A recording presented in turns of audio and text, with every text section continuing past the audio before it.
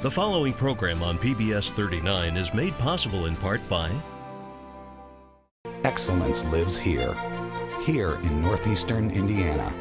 It's reflected in more than 200 nationally recognized degrees. It drives our Division I sports. It's alive in our campus life. Excellence has a name, IPFW. Around our campus, around the country, around the world. Excellence lives here. Indiana University, Purdue University, Fort Wayne. One university, two great names.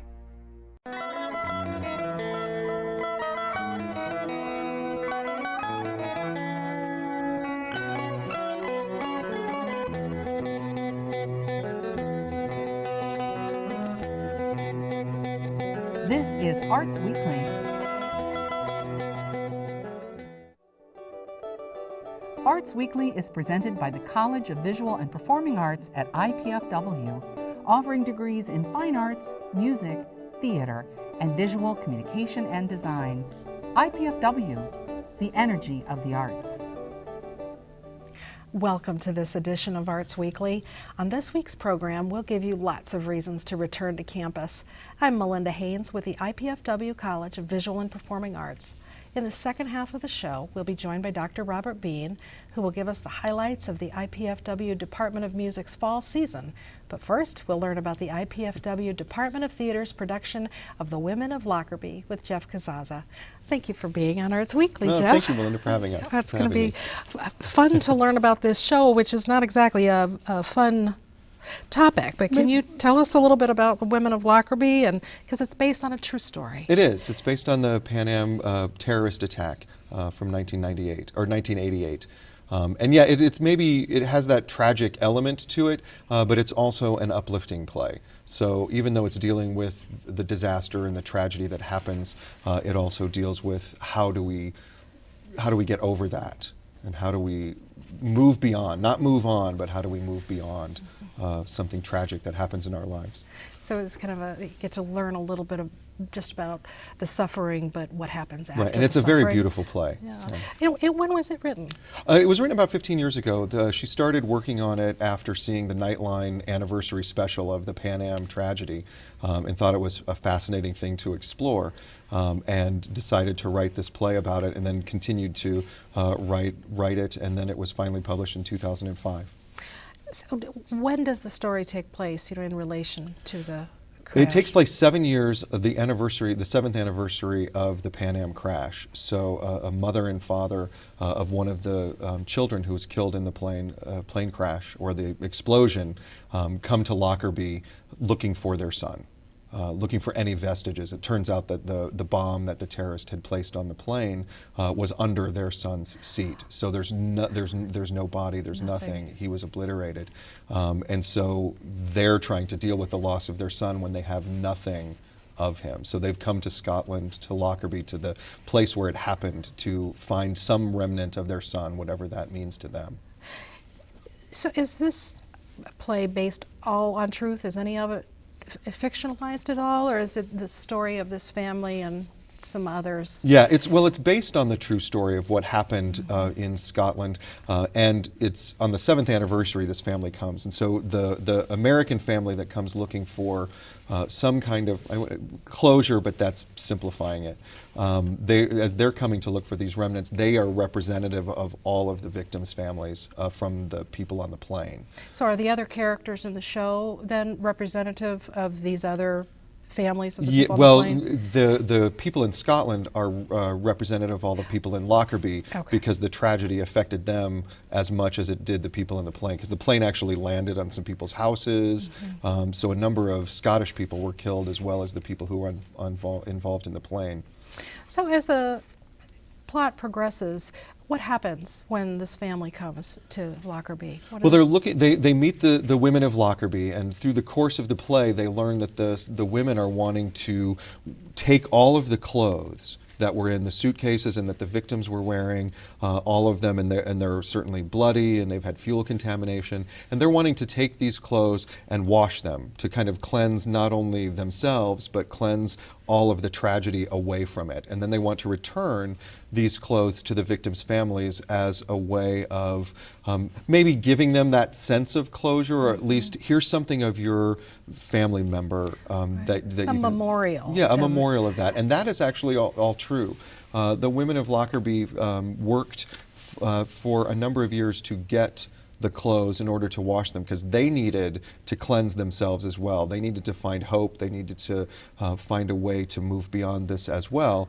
And they were able to do that. A lot of the events that happen in the play are fictionalized, leading to that same end result. Why was it so difficult for them to wash the clothes? Why were they not allowed to do that? Well, in the play, this is where some of the kind of Greek tragic elements come in, of who is the authority figure that is not letting something happen, or is who controlling it. And so in this version, the American government is prohibiting them from doing that because it's evidence in the terrorist act, and so they can't release anything. And then once this is when the case is going to be closed. So it has that sense of urgency that we need to take care of this right now, and the American government is going to burn them. So as opposed to because they are contaminated. I mean, there's blood and guts all over. That we don't ever see that. Right. But the women of Lockerbie are trying to intervene to get them. To get them. Yes, and that is all true. The not the fight with the American government, but the fight to get the clothes. Fight to get the clothes. Yes. The actual night of the Pan Am crash was pretty symbolic. I mean, it's interesting because it happened on December 21st, which is the longest night of the year. And so there are I know there are a lot of celebrations or a lot of religious ceremonies on that night, because people who are dealing with loss on that night, it's the hardest because the night is so long. And they deal with that in Lockerbie as well, because they celebrate the winter solstice as now the days are going to get longer. So they are welcoming the sun. So the people of Lockerbie have a wonderful celebration on the 21st where they stay up all night and party. It's a happy celebration. And they're celebrating this, and then they stay up till dawn and they welcome the sun happening. And so they're having a celebration in Lockerbie when this plane crashes into their homes, their farms, their fields. I mean, the wreckage is just vast on what happened in Scotland. And so it destroyed their lives as well as the families of the victims. This is a very contemporary play. So you mentioned earlier about the Greek tragedy elements of it. How does that sort of soften or make the sadness of this play kind of go away? Yeah. Well, and that's interesting. The playwright, Deborah Brevoort, she was fascinated by this story, and she wanted to find a way to tell it that isn't relentless. So if she wrote it in a more contemporary way, this tragedy would just beat down on the audience. But by taking a Greek tragic structure and creating the play it allows the audience to breathe and find that moment of, here's an episode where we see some awful thing happen, or there's a fight or something happens, and then there's a choral dialogue which allows us to take a step back and look at what just happened. And then if we need another step back, we can have this poetry, this ode, as the Greeks called them. So there's an episode, a choral dialogue, and an ode, which then kind of washes the themes of the play over the audience in a very beautiful way, as things are happening with the play. And so she did that structure to kind of allow the audience to back away from the tragedy. And you had the privilege of having the playwright here. Tell us a little bit about that. Well, she was interested in coming to us, and we were able to fit it into our schedule and fit it into her schedule. And she gave us a couple of options, and we chose the one where she would be able to come to our first rehearsal, because we thought that would be a great step for the cast to be able to actually meet the playwright, work with her a little bit, ask her questions. And it was a wonderful 3-hour session with her. With our cast, and I actually got to have dinner with her and have lunch, and we were able to continue talking about the play as well. So as the director then, speaking with the playwright, do you think that maybe brought a little different sense to how you were directing it? Do Well, you it's learn actually, more about it? it's very interesting. I had a lot of ideas and of how I wanted to approach this, how I was going to approach the language, how a lot of different things were going to happen. And what she said in all of our meetings to the cast just amplified what I was already doing. So I felt, I mean, that was exciting because, you know, I knew that I was on the right track to produce her play in the way that she wanted it presented. Now, when did your rehearsals start? We started about a month ago, and we started in the middle of the Miser, right at the end of the Miser. But before even your rehearsals with the cast start, you have a lot of designing process. Yes, and I know we do. This show has student designers, costume designers. Yes, and, all of the costume designs were designed by a student. Tell us a little about that. I just think that's fascinating and wonderful. In the department, we're in the process right now of selecting next year's season. We're just starting that, so it starts almost a year out. And then once the plays are selected, the directors start thinking about them, what's going to happen. And then about 3 to 4 months before the show goes into rehearsal, we're starting our design meetings. So we started these back in September and really even started talking in August on kind of individual basis. But our there's meetings, some very talented student designers. Oh, Those absolutely. Costumes are the wonderful. costumes are great. Jessica Sokolowski is the student who is working on our show. Yeah, it's just neat to see that come to life, see from the, you know, just the drawings that she makes, and absolutely. to see how they come to life on the stage. And you have students and non-traditional students? All of the cast are students. They're IPFW Department of Theater students. Our auditions are open to everyone, so anyone can audition. But in casting this, if we can find a way to have all the roles done by students, that's great. And it was a wonderful thing with all of our students auditioning. So our auditions are always open. So Oliver is coming up, and we have a mix of students and community members who are in that, as well as children. There will be a lot of children in that. Lots of children. So it'll be a huge cast, and that will involve a lot of different organizations to do that. Well, for a second, I just want to go back to the show, because the Pan Am officials in real life, they were not always the easiest to work with. In the you know, and is that reflected in the show? Not really. Only in the fact that what they're doing was kind of underhanded, what they did with some of the victims' families. And there's a little bit of that you have this authority figure, and that's what usually happens in these Greek tragedies, like Creon says you can't bury these people, and then the tragedy comes as a result of some decree or something that happens in the actual Greek play. And so I think, yes, there were some errors that Pan Am did that could be sort of clumped into that authority figure. Right. Certainly all of the authority figures are kind of lumped into this one American government official. Okay. And so in some small way, yes, it's probably true that they could be put into that one character. Now, the show opens when? It opens next Friday, so November 9th. November 9th. And runs for 2 weeks. 2 weeks, and people can get tickets? Yes, you can get tickets a lot of different ways. You can go online, so you can get them through the College of Visual and Performing Arts box office, going there. You can also go to the Larson box office or call the Larson box office. On the evening of the show, you can also buy them in person there. Terrific. Thank you so much for being here. I'm sure there are a lot of people who are looking forward to seeing The Women of Lockerbie. As we get ready to meet our next guest, please take a minute to view our performance calendar of what's coming up in our area, and keep in mind that you can follow us on Facebook, Twitter, and YouTube. We'll be right back with Dr. Robert Bean from the IPFW Department of Music.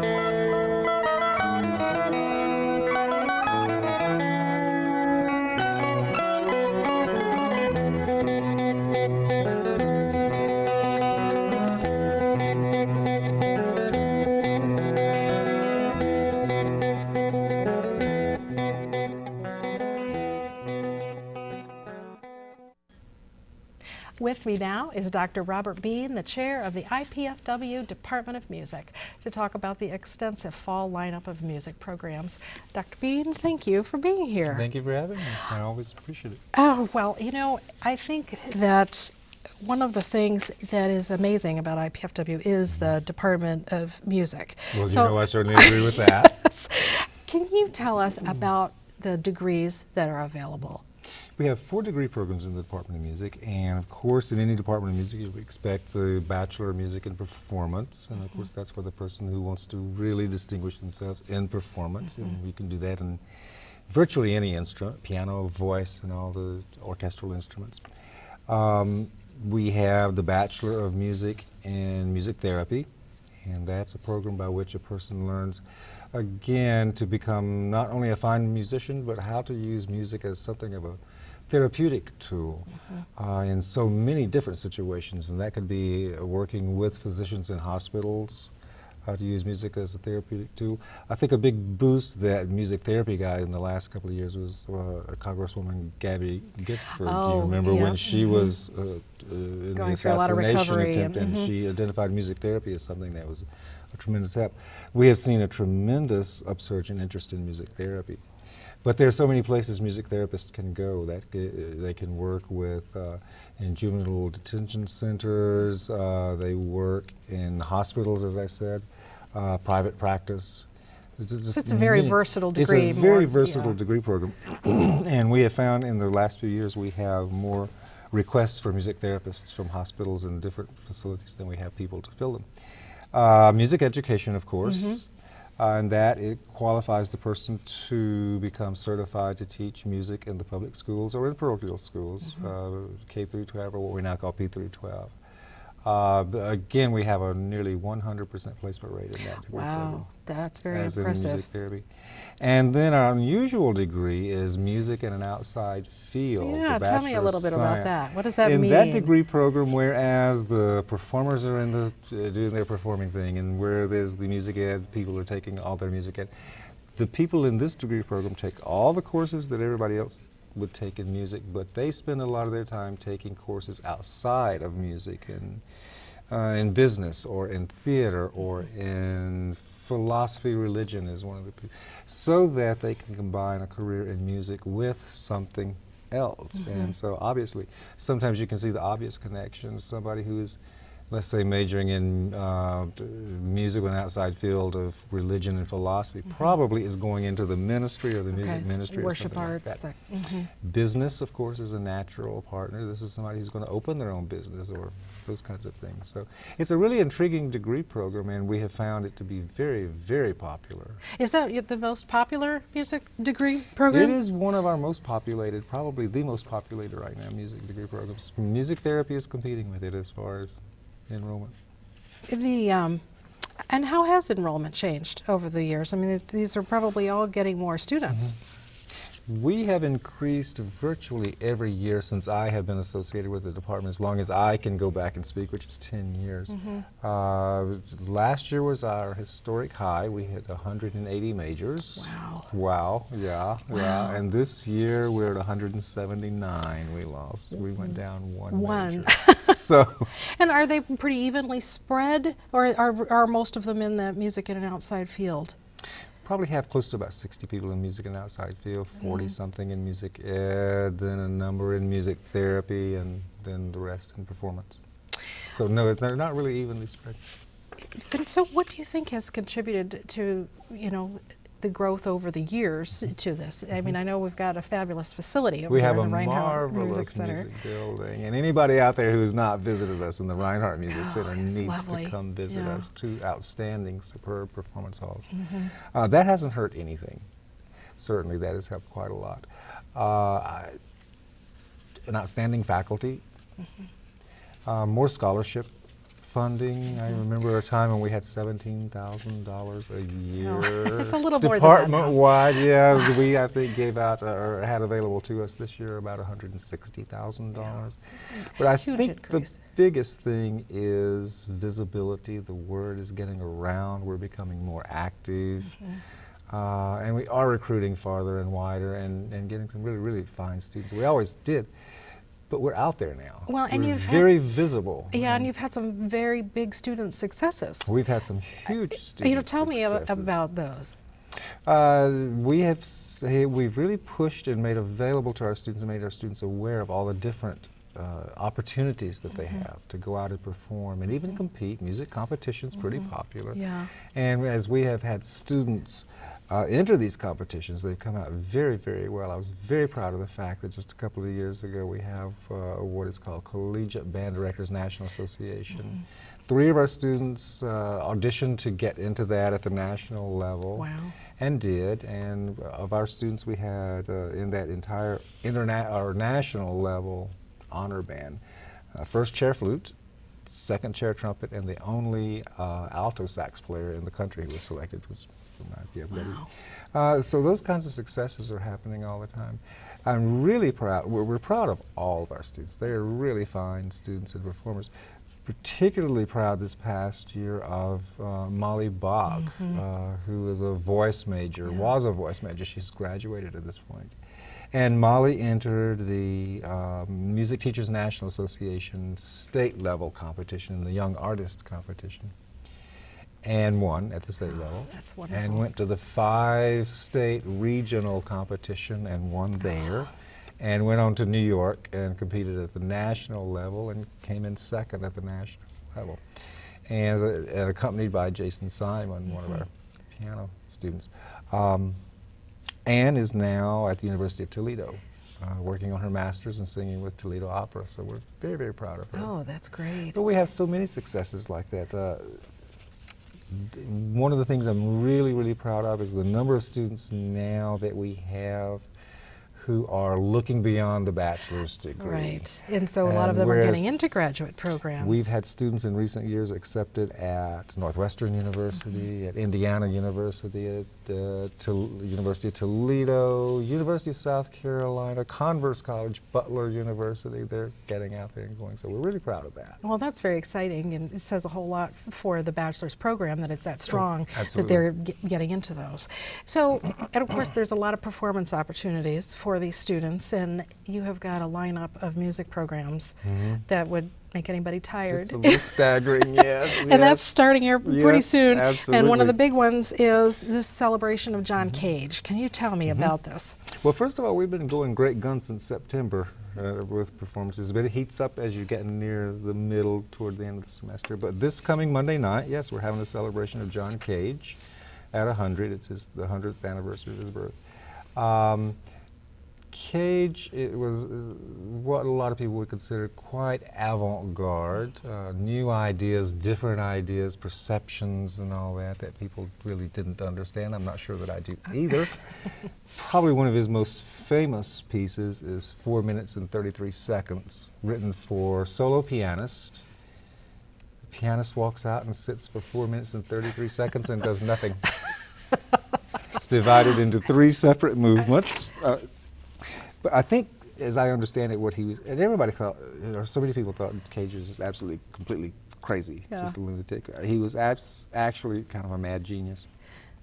And I think in that piece, as I understand it, what he was trying to capture was that magic moment, that electric moment when the performer walks out on stage and doesn't play the first note yet, and you're sitting there waiting, and that electricity is in the air. The anticipation. And so he decided, let's hold on to that for 4 minutes and 33 seconds. That is at least one explanation.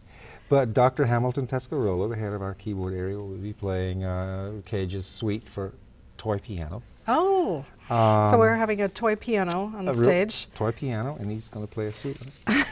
Julie Donnell, professor of voice, and I are going to do a piece together.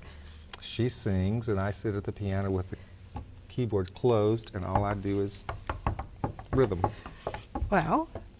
And it's so it's a very interesting concept. But that's I think a don't miss. But I would remind the listeners out there that we have between now and the end of the semester almost 30 more concerts. That's like several every week, if not more than that. Several a week, and I think on November 18, I've got my cheat sheets down. In case you know, on November 18 we have 3 concerts that.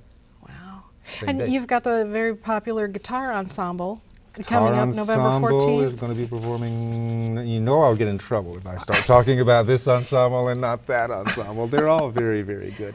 The most important thing to do is go on our website. And I have an honest confession to make, and I'll tell you and you only, okay? Okay. This will be Nobody your else secret will and mine. know. Nobody else will ever know this. I don't even know our URL. Oh. If I want to go on my own website, I go through Google and put in. I think we've got it right here for everybody. Simply go into Google and put in IPFW Music. We pop right up. That schedule pops up, and you have so many things coming up. We have so many things that are coming up. And very, very wonderful. We have one I'm particularly excited about that's coming up right away, and that's Lori Sims. Oh, Lori, she Lori was here for the piano competition. Yes, Yes. yes. She judged the Gene Marcus piano competition for us this summer, playing an extraordinary program. First half of her program is the Goldberg variations, which we don't get to hear that often. And that's the first half of her program, and the second half, and that piece is almost an hour if she takes all the repeats. And then the second half, she's playing the 4 Chopin ballades back to back. Very interesting program. And while we do, one thing I'll advise the audience of, while we do welcome children in our concerts, this may not be the best concert for children. For children. It's pretty up there. Others are more family friendly. Yeah, this one requires a lot of concentration and all that. But well, you have got a wonderful slate. So everybody go to our website. There's ticket information on there too, box office, phone, online, everything. Well, thank you so much for dropping by, Dr. B. Thank you for having me. It's been fun. I'm Melinda Haines with the IPFW College of Visual and Performing Arts. On the next Arts Weekly, we'll visit with Kelly Updike to learn what's new at the Embassy Theater. Then Jonathan Bassaro will be here to tell us how the Fort Wayne Children's Choir is celebrating their 40th anniversary. For up-to-the-minute arts updates, you can follow us on Facebook, Twitter, and YouTube. And be sure to drop by Thursday evening at 7:30 to meet our guests live on PBS 39.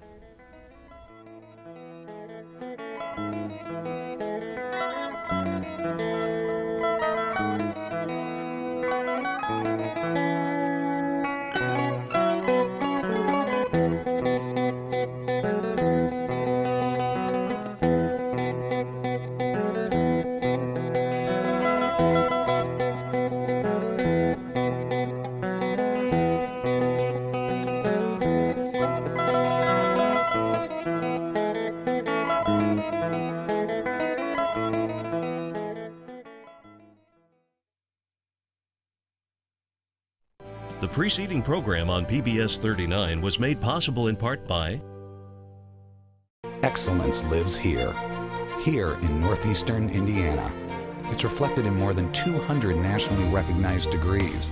It drives our Division I sports. It's alive in our campus life. Excellence has a name, IPFW. Around our campus, around the country, around the world. Excellence lives here. Indiana University, Purdue University, Fort Wayne. One university, 2 great names.